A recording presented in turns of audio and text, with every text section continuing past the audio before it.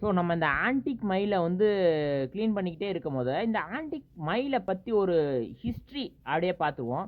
இதை வந்து நம்ம வந்து அப்படியே வீட்டை க்ளீன் பண்ணிகிட்டே இருந்தோம். இந்த குவாரண்டைன் டயத்தில் வந்து வீட்டை க்ளீன் பண்ணிட்டே இருந்தோம். அந்த நேரத்தில் வந்து அப்படியே ஷோகேஸ் செல்ஃபை எடுத்து ஓப்பன் பண்ணி பார்த்தோம்னா ஒரு நல்ல பழைய மயில் ஒன்று வந்து இருந்துச்சு. இந்த மயில் எங்கேருந்து வந்துச்சு, எப்படி எங்கள் செல்ஃபுக்கு வந்துச்சு, எங்கள் செல்ஃபை அலங்கரிக்கிறதுக்கு வந்து எப்படி வந்துச்சு அப்படின்னு செமையான ஒரு யோசனையில் இருந்தேன். அதே நேரத்தில் இதை க்ளீன் பண்ணி அழகாக பளபளன்னு ஆக்கிரும் அப்படின்னு சொல்லிட்டு இதை தொடச்சிக்கிட்டு இருக்கோம்.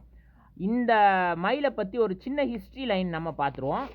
வாங்க காய்ஸ், வீடியோக்குள்ளே போவோம்.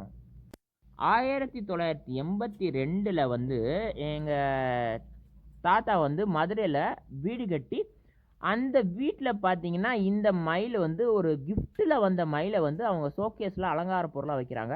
அந்த மயில் வந்து அப்படியே பரம்பரையாக வந்து எங்கள் வீட்டில் இப்போ எங்கள் ஷோகேஸில் வந்து அழகு பொருளாக இருக்குது. இது வந்து எங்கள் தாத்தாவுக்கு வந்து கிஃப்டாக கிடச்ச மயில் அப்படின்னு சொல்லிட்டு எங்கள் ஃபேமிலி ஹிஸ்ட்ரி மெம்பர்ஸ்லாம் சேர்ந்து அவங்களுக்கு தெரிஞ்ச விஷயத்தெல்லாம் சொல்லியிருக்காங்க.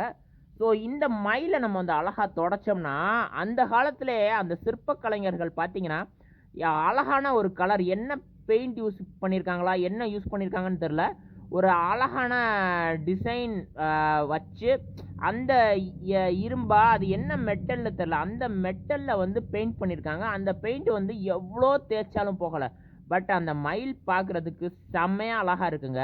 ஸோ இந்த மாதிரி உங்கள் வீட்டில் பழைய பொருட்கள் ஏதாவது இருந்துச்சு, மை லெஜெண்டரி ஆன்டிக் ஐட்டம் ஏதாவது இருந்துச்சு அப்படின்னு நீங்கள் பார்த்தீங்க அப்படின்னா இந்த மாதிரி நீங்களும் க்ளீன் பண்ணி அழகாக்கி வச்சிங்கன்னா உங்களோட பேரண்ட்ஸோட மெமரிஸ், உங்களோட மெமரிஸ் எல்லாமே வந்து ஒரு செம்ம பாசிட்டிவ் வைப்ஸ் கிடைக்கும்.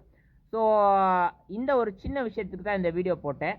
ஸோ பார்ப்போம் இந்த மயில் வந்து ஃபுல்லாக கம்ப்ளீட் பண்ணதுக்கப்புறம் எப்படி இருக்குன்னு.